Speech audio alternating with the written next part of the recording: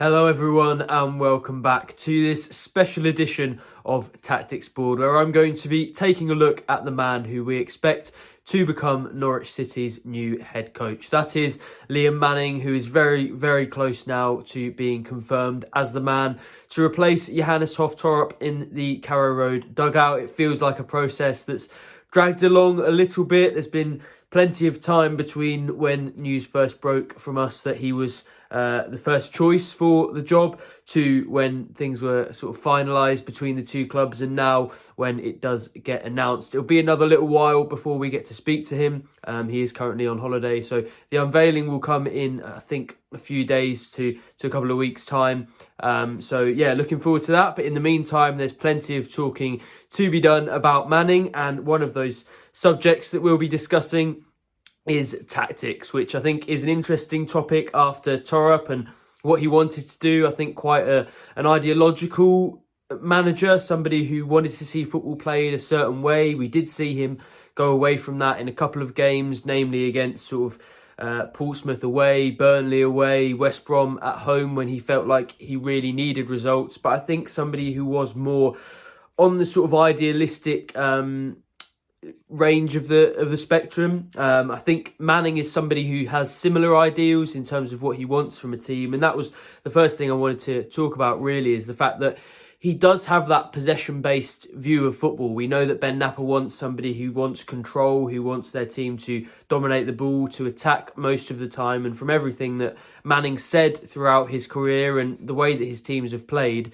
it's clear that he does want to do things that way. But I think he's further along the sort of pragmatism scale than maybe Torrup was. He slightly leans more towards short-term results, adapting to the sorts of players that he has, and sort of changing his system based on what he has available to him and what he can achieve in the short term. In the next game, he looks at opposition maybe a little bit more than Torrup would and adapts as a result of that. So it's quite difficult in some ways to predict exactly the way that Manning will try to do things. At Oxford and MK Dons, where he had a lot of success before going on to be the Bristol City head coach, where of course he is currently. He played back fours, sort of went between 4-3-3s, as we saw under Torrup last season, and 4-2-3-1s, which Norwich deployed under sort of Daniel Farke when they were very successful, under David Wagner at times, actually, when they were pushing for the playoffs. And then, of course, he's played this sort of 3-4-3, sometimes a sort of 3-4-2-1, where the wingers are tucked in, not quite as advanced as the number 9, which often was Nahki Wells, but they were, you know, advanced of the sort of wide players. They weren't in that full-on winger position, putting crosses into the box. They were more inverted. Anis Mehmeti, a good example of that. Of course, the Colney Academy graduate that a lot of people have kept eyes upon. And that was the system he went for at Bristol City. So it's interesting, or it will be interesting to see what he does with those Norwich players. And looking at some of the ones they have available, I actually think that a back three would almost suit them quite well. I know that might be a sort of controversial system for Manning to use, because it does really feel like it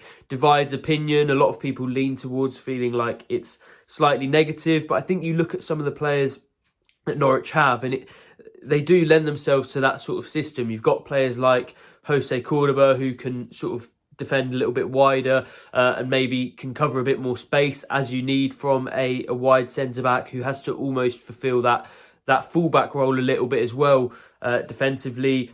You've got midfielders who we know can run up and down as a midfield too. He had Max Bird in there at Derby with Jason, or at Bristol City, sorry, with Jason Knight, who were Derby teammates before. And they were a midfield too, which tends to get overrun in the Championship, with most teams playing midfield threes. If you play a 2, as we saw with Norwich actually whenever they played against a 2, oddly, apart from against Bristol City when they struggled really, but they tended to have that dominance. I remember a game against Watford really early in the season where that was such a clear problem for them, having that 2 in midfield when most teams played a 3, and Norwich really dominated that one. But we actually saw under Wagner, as I mentioned, when he was playing that sort of 4-2-3-1, that 4-4-2, and the number 10, when he played number 10, was really, really high up. So it was effectively a midfield 2 of Gabriel Sara and Kenny McLean. Sometimes Sara went advanced and it was Kenny McLean and Marcelino Nunez in there. Of course, Sara no longer at Carrow Road, but it feels like McLean is definitely somebody who can do that job going up and down. Marcelino Nunez as well. We know how much ground he covers and continued to do that under Torup. So I think Norwich have a sort of midfield department that, although the depth of it makes you think maybe a 3 would be better, just for from a numbers perspective, I think they have a few individuals who would suit that. Of course, some would sort of lose out. Your Romanko Forsons, Oscar Schwarthaus, who Torup placed a lot of faith in when they were fit and available and ready to go. Those sort of number 10 types would maybe miss out a little bit, but also when you think about the fact that we've been talking about number 10s and maybe how much Norwich might need one this summer, perhaps that would negate the need to go out into the transfer market and buy one in that expensive position, because Manning could go with that sort of midfield too. So in a way, I think that would suit them. Of course, they've got fullbacks like Jack Stacey and Ben Krezene who could get up and down, although that would mean that maybe there's less of a clear role for somebody like Kellen Fisher. So sort of positives and negatives to all of the systems that Manning would deploy, and it will be interesting to see which way he goes. Obviously, we saw the 4-3-3 last season, and the 4-2-3-1 I tend to like the most. I think it gives you the most balance as a team, but the problem is, as I said before, Norwich don't really have that much of a clear number 10. I think Forson and Schwartau are the closest they've got, but Forson hasn't really kicked on just yet, and Schwartau, I feel, is still growing into things a little bit. He's only 18 and maybe more of a mechanical sort of type number 10 who will cover a lot of ground than your traditional Emi Buendias, Wes Hulhans, James Maddisons, who can really produce those moments of magic. So it will be interesting to see which way Manning goes in terms of the formation. Quite hard to predict at this point, and of course also lots of transfer business to come, but it's good that he can go in different ways, not only for Norwich and the strength that we might learn they have as the sort of summer unfolds, but also to combat different teams and how they set up. Now, another thing I wanted to talk about was overloads in wide areas, and that was actually something that really hurt Norwich in both of those games. Of course, those sort of that 3-4-3 does mean you've got a player in that inside wide position who can go out wide. You've got the wing back who's there and the centre back, so you've naturally got 3 out there. And when Bristol City did that, they also had a midfielder go out wide. It was generally Jason Knight who did that the most, but against Norwich it really overwhelmed the fullbacks, particularly on the left hand side where Borja Sainz wasn't really as defensive as you might need to combat that system. It was effectively a 3-on-1 or a 4-on-1 at times, and that was actually how Bristol City got a lot of joy as they beat Norwich twice last season. There was one occasion in the away game where Jose Cordoba was really pinned into the corner. He started in quite a central position, he was forced further and further wide until Bristol City picked him off. Jason Knight was in that wide position and free to sort of start an attack that set up Nahki Wells to go and finish and make it 2-0 pretty early on. And that was a system that actually really, as I said, dominated Norwich and really threatened them in the final third. So that's something that Manning might look to use at Norwich. It's been a bit of a theme of how he's done things at Bristol City and at prior teams. So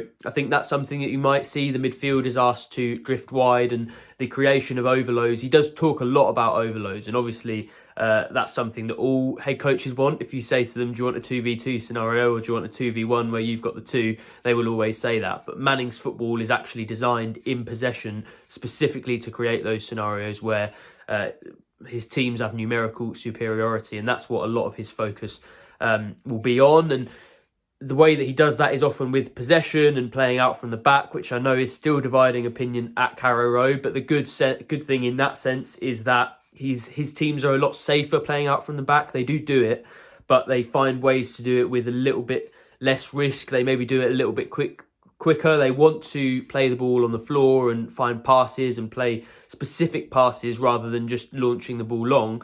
But Torup's teams took a lot of time to do that. They built things slowly and they had a sort of quite set way of doing things.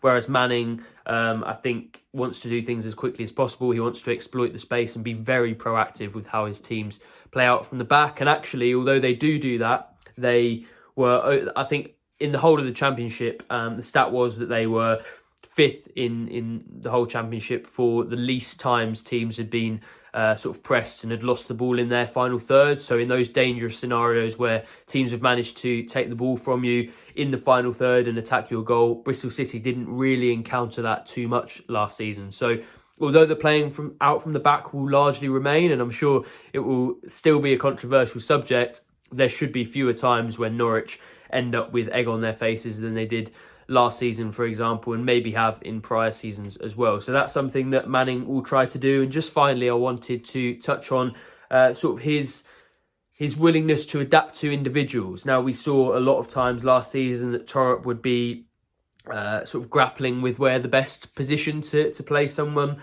was. You had Oscar Schwartau playing on the right, on the left, up front, in midfield. You had a man called Forson playing all over the place. Kellen Fisher was in different positions as well. And I think that was because he had such specific requirements for those positions at times that almost it was trying to fit square pegs into round holes.